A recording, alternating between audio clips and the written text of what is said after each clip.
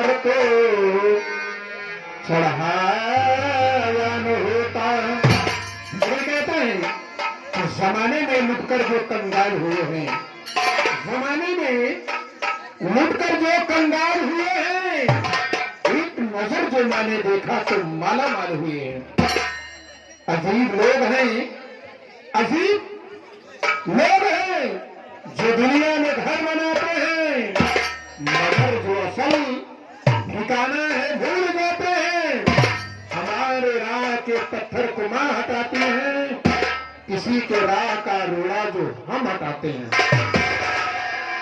शेरावाली का शानदार दरबार भक्त से भगवान का कैसा होता है ये भक्त ही जान सकता है। मां से बेटे का प्यार कैसा होता है वो एक मां और एक बेटा है, समझ सकते हैं। तो जब मां का बुलावा आता है अपने बेटे के लिए, बेटा जब मां के लिए रोता है तो कैसे मां दौड़कर अपने बेटे को गले से लगा लेती है, ये तो आप सभी जानते